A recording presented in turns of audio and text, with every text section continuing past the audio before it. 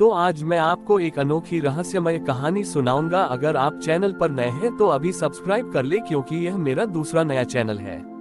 तथा कहानी पूरा देखे, अंत में एक अनोखा रहस्य छुपा है। धन्यवाद। तो सुनिए। प्राचीन काल में स्वर्णपुरी नामक एक राज्य था। वहाँ एक कुशल स्वर्णकार रहता था जिसका नाम था कनक। कनक धनवान था। उसके पास सोने चांदी की कोई कमी नहीं थी, पर वह अत्यंत अस्वस्थ और क्रोधी रहता था। उसका मन कभी शांत नहीं रहता था। धनतेरस का पर्व निकट था। कनक ने सोचा कि इस बार वह इतना सोना खरीदेगा कि उसका धन 13 गुना हो जाए। उसने अपनी सारी जमा पूंजी लगा दी और एक बड़ी स्वर्ण कलश खरीद कर लाया, पर उसे जरा भी सुख या संतोष नहीं मिला। रात को वह कराहता रहा, क्योंकि उसकी पुरानी बीमारी फिर उभर आई थी। उसी राज्य में पास के एक गांव में वैद्य जीवक रहता था। जीवक गरीब था, पर उसका मन प्रसन्न और तन स्वस्थ था। वह निस्वार्थ भाव से सबकी सेवा करता था। धनतेरस के दिन जीवक ने अपने घर के बाहर आंगन में केवल एक छोटा सा दिया जलाया और श्रद्धा से भगवान धन्वंतरी, जो आयुर्वेद के जनक हैं, की पूजा की। उसने प्रार्थना की, हे प्रभु, मुझे और अधिक धन नहीं चाहिए, बस मेरे हाथों में इतनी शक्ति और ज्ञान देना कि मैं लोगों के रोगों को दूर कर सकूं। पूजा के बाद जीवक ने एक नया मिट्टी का घड़ा खरीदा। उसने उसमें पवित्र जल भरा और उसे लेकर स्वर्णपुरी की ओर चल पड़ा। वह जानता था कि वहाँ के बहुत से धनी लोग भी भीतर से दुखी हैं। कनक की हालत बहुत बिगड़ गई थी। उसने राज्य के सभी वैद्यों को बुलाया, पर किसी को भी उसकी बीमारी का कारण समझ नहीं आया। उसी समय किसी ने जीवक वैद्य के बारे में बताया। अनमने ढंग से कनक ने जीवक को बुलवाया। जीवक ने आते ही कनक को देखा। उसके स्वर्ण कलश की ओर बिल्कुल ध्यान नहीं दिया। जीवक ने कहा, कनक जी, आपका सबसे बड़ा रोग आपकी लालसा और अशांत मन है। आपका धन 13 गुना बढ़ गया, पर क्या आपका स्वास्थ्य 13 गुना बढ़ा? नहीं, आप धन त्रयोदशी को केवल धन का पर्व मानते रहे, आरोग्य के देवता की उपेक्षा की। जीवक ने कनक को कुछ जड़ी बूटियों का काढ़ा दिया और उसे प्रतिदिन सुबह धन्वंतरी की पूजा करने और अपने मन को शांत रखने का उपदेश दिया। कनक को जीवक की निस्वार्थ सेवा देखकर पहली बार अपने धन से ज्यादा जीवक के उपदेश का मूल्य समझ आया। अगले वर्ष जब धनतेरस आया, कनक ने कोई सोना नहीं खरीदा। उसने अपने घर के बाहर दिया जलाया, भगवान धन्वंतरी की पूजा की और वैद्य जीवक को सम्मानपूर्वक अपने घर बुलाकर धन्यवाद दिया। उसने निश्चय किया कि वह अपने धन का एक हिस्सा लोगों के इलाज और स्वस्थ रहने के लिए खर्च करेगा। इस प्रकार कनक को ज्ञान हुआ कि असली धन सोना चांदी नहीं, बल्कि निरोगी काया, शांत मन और दूसरों के प्रति प्रेम का भाव है। उसने धनतेरस के दिन केवल धन नहीं, बल्कि स्वास्थ्य और सद्भाव भी 13 गुना बढ़ाने का संकल्प लिया। कनक के मन में आया ये बदलाव केवल क्षणिक नहीं था। अगले पूरे वर्ष उसने जीवक वैद्य के दिए गए उपदेशों का पालन किया। उसने सोने के नए आभूषण खरीदना बंद कर दिया, बल्कि धनतेरस के दिन खरीदे गए अपने पुराने स्वर्ण कलश को ही उसने दान के लिए समर्पित कर दिया। उसने अपने राज्य स्वर्णपुरी में एक आरोग्यशाला स्वास्थ्य केंद्र बनवाने का निर्णय लिया। यह आरोग्यशाला किसी भव्य महल जैसी नहीं थी, बल्कि हरे भरे पेड़ों और जड़ी बूटियों के बगीचे से घिरी एक शांत कुटिया थी, जहां वैद्य जीवक और उसके कुछ शिष्य लोगों का निःशुल्क उपचार करते थे। कनक ने स्वयं इस कार्य में अपनी पूरी पूंजी लगा दी। अगले साल जब कार्तिक मास की कृष्ण त्रयोदशी धनतेरस का समय आया, तो स्वर्णपुरी में एक अद्भुत दृश्य था। कनक के घर के सामने अब भी एक छोटा सा दिया जल रहा था, पर इस बार उसका मन पूरी तरह शांत था। शहर के लोग, जो पहले कनक को केवल एक धनी पर क्रोधी व्यापारी के रूप में जानते थे, अब उससे दयालु कनक कहकर पुकारते थे। इस वर्ष की धनतेरस की शाम धन के देवता कुबेर और आरोग्य के देवता धन्वंतरी दोनों ने पृथ्वी लोक का भ्रमण करने का निश्चय किया। कुबेर देव सीधे कनक के पुराने घर की ओर गए। उन्हें उम्मीद थी कि कनक ने अपने धन को कई गुना बढ़ाने के लिए इस बार भी बड़े पैमाने पर सोने की खरीदारी की होगी। लेकिन न उन्हें वहां न तो कोई नया स्वर्ण कलश मिला, न ही सोने के सिक्कों का कोई अंबार। इसके बजाय उन्हें घर के बाहर एक छोटा सा दिया और भीतर बैठकर शांति से ओम धन्वंतरी नमः का जाप करते हुए एक स्वस्थ कनक मिला। कुबेर देव को थोड़ा आश्चर्य हुआ। तभी धन्वंतरी भगवान वहां प्रकट हुए। उन्होंने मुस्कुराते हुए कुबेर देव से कहा, भ्राता कुबेर, आप जिस धन की तलाश में हैं, वह यहाँ नहीं है, क्योंकि अब कनक केवल भौतिक धन को महत्व नहीं देता। कुबेर देव बोले, परंतु ये धनतेरस है। इस दिन तो लोग धन की वृद्धि के लिए विशेष प्रयास करते हैं। इसने तो अपना सारा धन आरोग्यशाला पर खर्च कर दिया।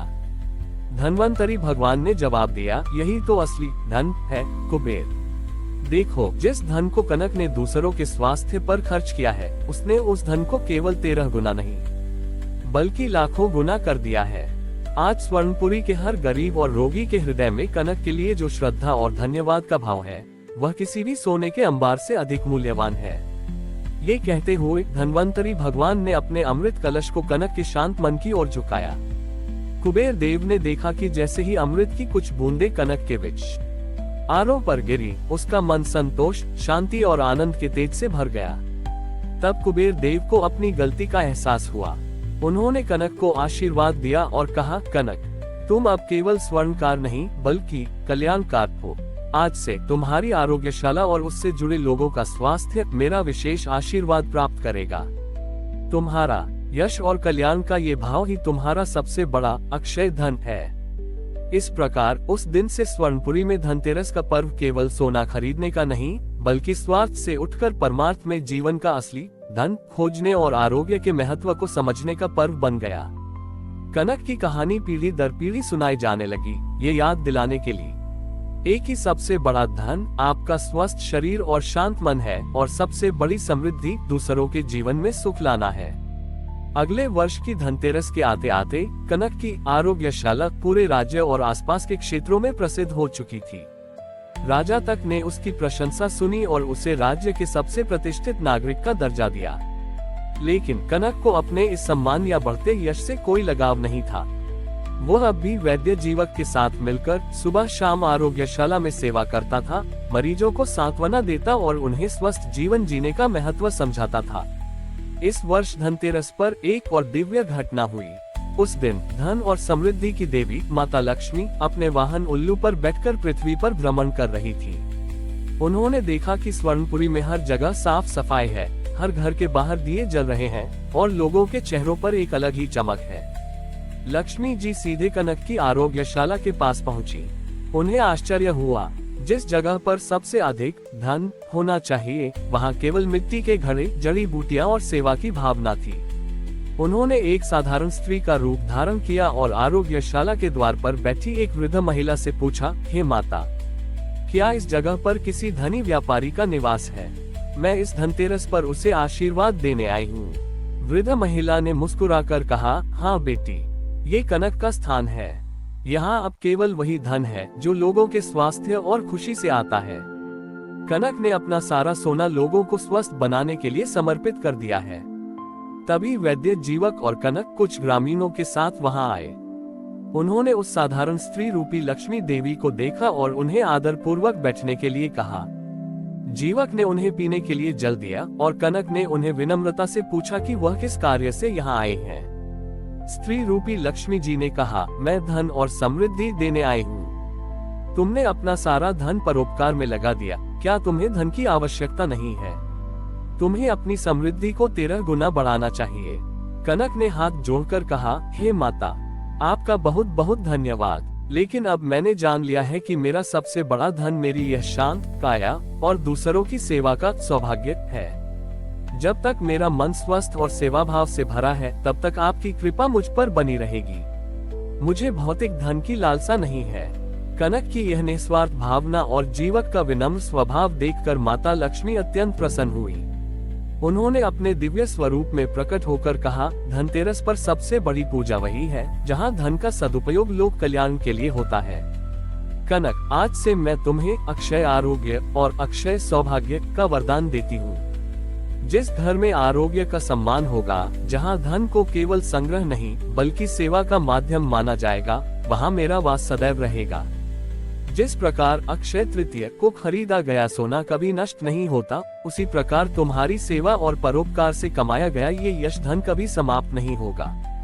माता लक्ष्मी के इस वरदान से स्वर्णपुरी के लोगों को ये गहरा संदेश मिला कि धनतेरस का अर्थ केवल धन खरीदना नहीं बल्कि जीवन में शुभ सोच और उत्तम स्वास्थ्य को खरीदना है।